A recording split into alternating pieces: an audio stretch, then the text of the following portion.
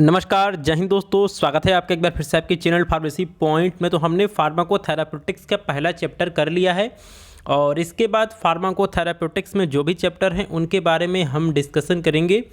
तो जो भी चैप्टर दिए गए हैं उसमें जो भी डिजीज दिया गया है उनके हमें aetiopathogenesis, clinical manifestation, pharmacological and non pharmacological management के बारे में पढ़ना है।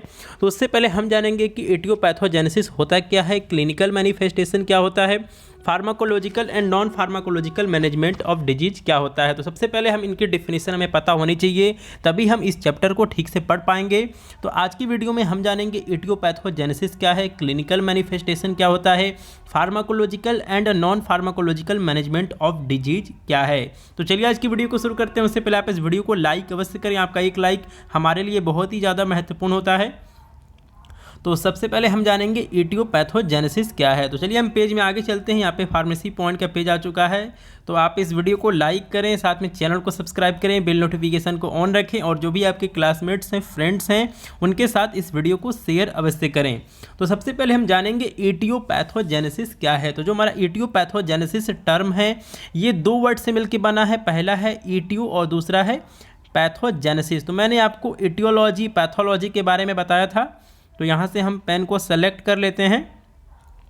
तो इटियोपैथोजेनेसिस जो हमारा है ये दो वर्ड से मिलकर बना है। पहला है इटियो और दूसरा है पैथोजेनेसिस।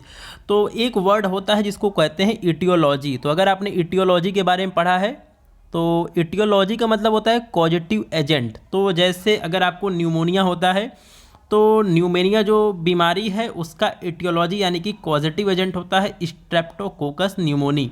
तो जो स्ट्रेप्टोकोकस न्यूमोनी है वो इटियोलॉजी है न्यूमोनिया का। तो आप यहाँ पे देख सकते हैं इटियोपैथोजेनेसिस। तो बेसिकली यहाँ पे तीन वर्ड है। पहला है इटियो जो कि इटियोलॉजी से आया है, दूसरा है पैथो यानी कि जो कि पैथोजन से आया है, और तीसरा है जेनेसिस। जेनेसिस का मतलब क्या होता है? डेवलप करना, विकास होना। तो अगर हम इटियोपैथोजेनेसिस का एक सिंपल लाइन में डेफिनेशन बताएं तो ये है cause and development of disease. तो अगर कोई आपसे पूछता है कि व्हाट इज इटियोपैथोजेनेसिस तो आप बताएंगे कि ये it may be define as cause and development of disease. तो किसी बीमारी होने की वजह यानी कि जो भी उसका कॉजेटिव एजेंट है और उसका डेवलपमेंट, ये दोनों चीज़ें मिला के इटियोपैथोजेनेसिस बनती है। तो जब हम फार्माकोथेराप्यूटिक्स में जो भी वहाँ पे फिजियोलॉजिकल सिस्टम दिए गए हैं, जो भी उनकी डिजीज़ दी गई है, जब उनके बारे में हम डिस्कशन करेंगे तो उस डिजीज़ के इटियोपैथोजेनेसिस के बारे में हम पढ़ेंगे। जैसे उसमें पहला डिजीज़ दिया गया है हाइपरटेंशन के बारे में। तो हाइपरटेंशन का एटियोलॉजी क्या होगा, पैथोजेनेसिस क्या होगा, इनके बारे में हम डिटेल से स्टडी करेंगे। अब चलिए इसके बाद अगला डेफिनेशन देखते हैं जो कि दिया गया है क्लिनिकल मैनिफेस्टेशन का। तो क्लिनिकल मैनिफेस्टेशन क्या होता है? देखिए यहाँ पे लिखा गया physical result of some type of illness. तो यहाँ पे कहने का मतलब ये है कि अगर आपको कोई बीमारी हो जा रही है तो उसके साइन सिम्टम्स जब क्लियर अपीयर होने स्टार्ट हो जाते हैं, दिखाई देने स्टार्ट हो जाते हैं, तो वही इसका क्लिनिकल मैनिफेस्टेशन होता है। जैसे अगर किसी को कोविड हो रहा है तो उसको सर्दी, जुकाम, सांस लेने में कठिनाई, ये सभी चीज़ें डॉक्टर्स को दिखना स्टार्ट हो जाती हैं और उसके बाद टेस्ट होता है तो उसके बाद डॉक्टर्स को पता चल जाता है कि इसको कोविड इन्फेक्शन हुआ है। तो जब कोविड इन्फेक्शन हो जाता है उसके बाद जो भी साइन सिम्टम्स पेशेंट में दिखाई पड़ते हैं उसी को हम क्लिनिकल मैनिफेस्टेशन कहते हैं। तो यहाँ से आपको क्लिनिकल मैनिफेस्टेशन के बारे में पता चल गया होगा कि क्लिनिकल मैनिफेस्टेशन क्या है। तो देखिए यहाँ पे क्या लिखा हुआ है, यहाँ पे लिखा हुआ है physical result of some type of illness. Illness का मतलब क्या होता है? बीमारी। तो इलनेस का मतलब होता है बीमारी। और यहाँ पे देखिए एक और यहाँ पे स्टेटमेंट दिया गया, a sign that show something clearly, यानी कि एक ऐसा साइन जो कि किसी भी चीज़ को बिल्कुल क्लियर दिखाई पड़ता है। बीमारी होने के बाद उसके लक्षण का साफ दिखाई देना, इसी को हम क्लिनिकल मैनिफेस्टेशन कहते हैं। अब इसके बाद दो टर्म हमारे पास और बचे हैं, उसके बारे में हम डिस्कशन कर लेते हैं, जो कि है pharmacological and non pharmacological management of disease. तो इन दोनों टर्म को हम एक अच्छे से एग्जाम्पल के साथ समझेंगे। तो देखिए यहाँ पे दिया गया फार्माकोलॉजिकल मैनेजमेंट। तो देखिए यहाँ पे फार्माकोलॉजिकल मैनेजमेंट का मतलब क्या होता है? इसका मतलब होता है use of drug to treat diabetes.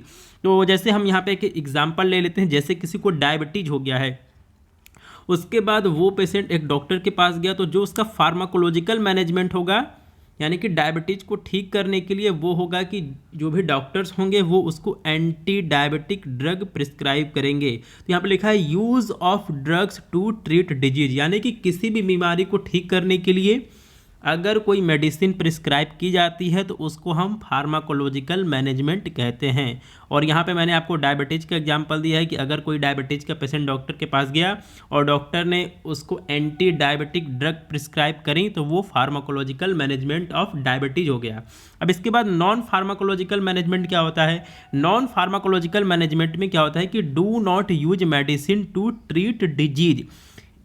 इसके अंदर किसी भी बीमारी को ठीक करने के लिए दवाइयों को नहीं दिया जाता है। इसमें क्या होता है कि it include patient counselling, exercise, change in diet etc। तो नॉन फार्माकोलॉजिकल मैनेजमेंट में क्या होता है कि इसमें कोई भी दवाई नहीं दी जाती है।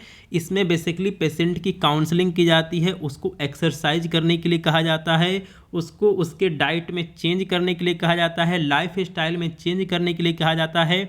ये सभी चीज़ें non pharmacological management of disease में आती हैं। तो आपने यहाँ से सभी टर्म के बारे में आपने समझ लिया होगा, सीख लिया होगा कि इटियोपैथोजेनेसिस क्या है। इटियोपैथोजेनेसिस का मतलब होता है cause and development of disease, यानी कि किसी बीमारी होने की वजह और उस बीमारी का विकास।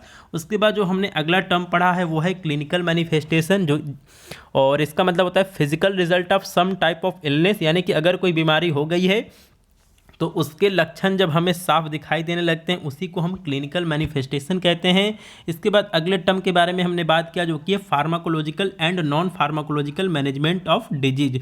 तो मैंने सारे टर्मिनोलॉजी को मैंने आपको एग्जाम्पल के साथ में बता दिया है, तो आप इसको भूलेंगे नहीं।